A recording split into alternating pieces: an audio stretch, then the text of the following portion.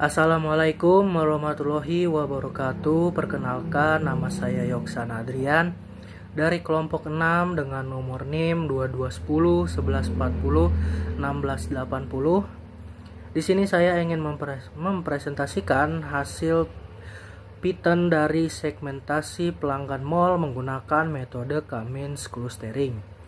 Untuk dataset yang saya gunakan itu adalah mall customer yang bisa dicari di Kaggle ya, yang saya cari di Kaggle.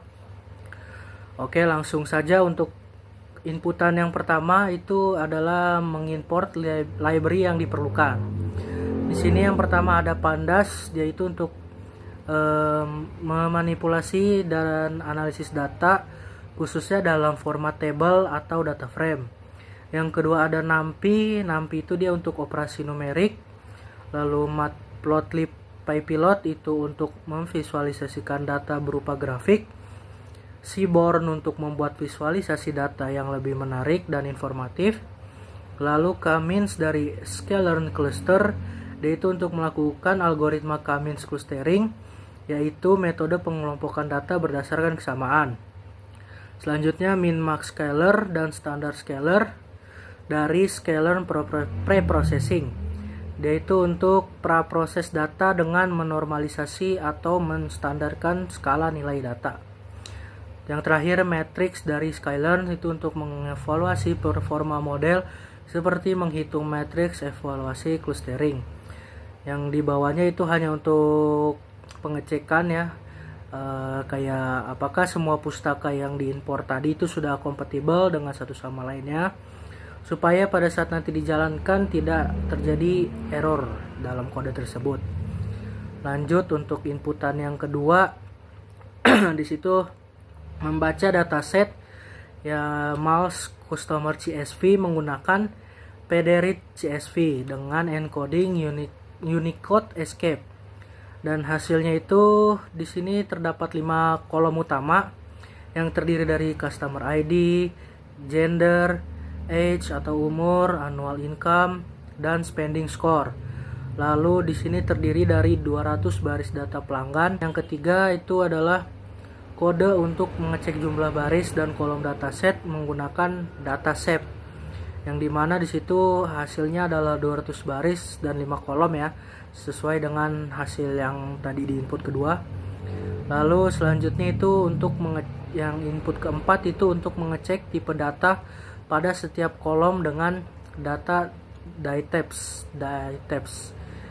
ya, tipe data pada setiap kolom lah, yang dimana customer ID itu int64 atau bisa dibilang numerik, gender object atau bisa dibilang kategori, age int64 numerik, annual income int64 numerik, dan spending score int64 yaitu numerik.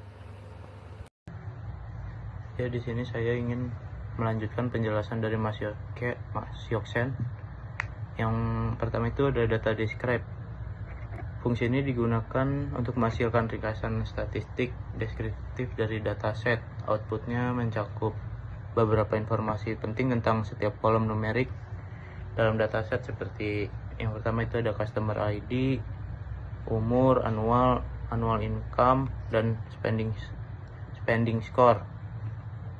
Informasi yang ditampilkan meliputi jumlah data rata-rata, standar deviasi, nilai minimum, nilai maksimum, serta nilai presentasi seperti 25%, 50%, 75%. Yang pertama itu ada tulisan hasil terlihat, ada kolom H memiliki rata-rata usia sebesar 38,85 tahun.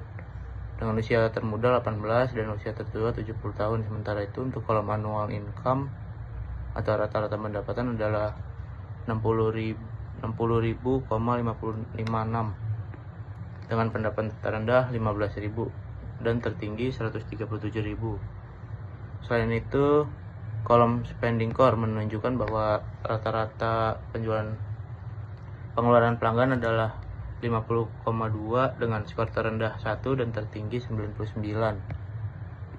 Selanjutnya ada cek duplikat data duplikat. Fungsinya digunakan untuk memeriksa apakah ada baris yang duplikat dalam dataset atau tidak.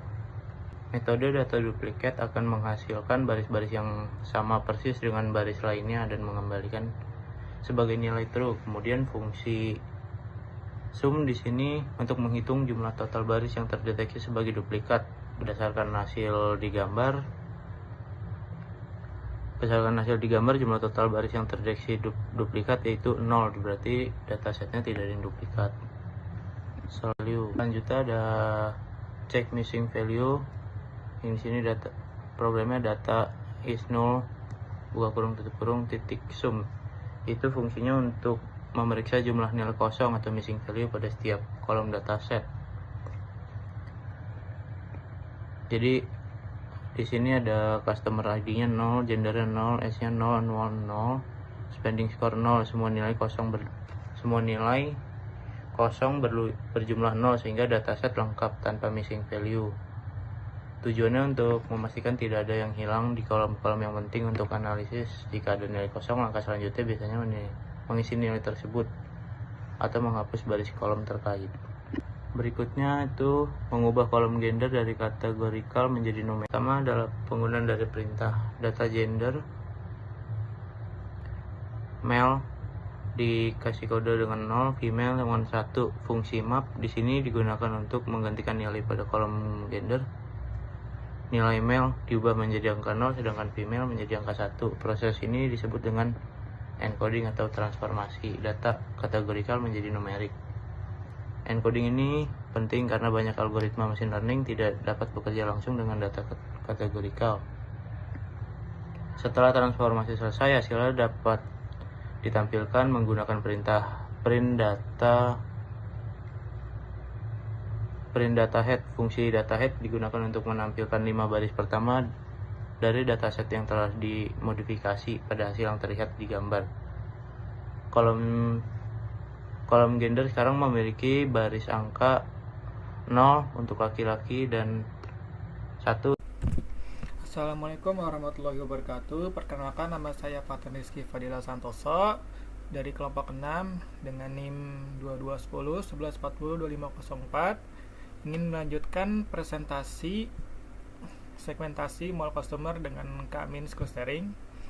Pada input ke-9 ini menambahkan kolom efisiensi. Nah, data efisiensi ini untuk membuat kolom baru bernama efisiensi ke dataset data. Tujuannya menganalisis efisiensi pengeluaran pelanggan dalam perbandingan terhadap pendapatan mereka. Lalu selanjutnya menampilkan hasil penambahan kolom baru. Pada print ini untuk menampilkan 5 baris pertama dari 3 kolom spending score, annual income, dan kolom baru efisiensi. Lalu pada fungsi head di sini memastikan hanya beberapa baris pertama data yang dicetak untuk tampilan yang ringkas. Nah, pada kolom efisiensi ini di sini di outputnya menunjukkan proporsi pengeluaran pelanggan dibandingkan dengan pendapatannya. Semakin tinggi nilai efisiensinya, maka semakin besar juga proporsi pengeluarannya terhadap pendapatan. Selanjutnya pada input ke-10, deteksi dan penanganan outliner. Pada kuartil pertama ini menghitung nilai kuartil pertama, nilai data di bawah 25% dari distribusi pendapatan tahunan. Lalu yang kedua ada kuartil ketiga, ini menghitung nilai kuartil ketiganya, yaitu nilai data di bawah 75% dari distribusi pendapatan tahunan. Lalu selanjutnya ada rumus IQR sama dengan Q3 kurang Q1, lower bound Q1 kurang 1,5 kali IQR, dan upper bound sama dengan Q3 ditambah 1,5 kali IQR. Lalu ada filter data untuk menghapus outlier. Nah, pada data clean ini, jika nilainya kurang dari lower bound dan lebih dari upper bound, dianggap sebagai outlier dan dihapus. Nah, data yang dihapus tersebut akan disimpan di variable data clean. Lalu ada visualisasi boxplot sebelum dan sesudah.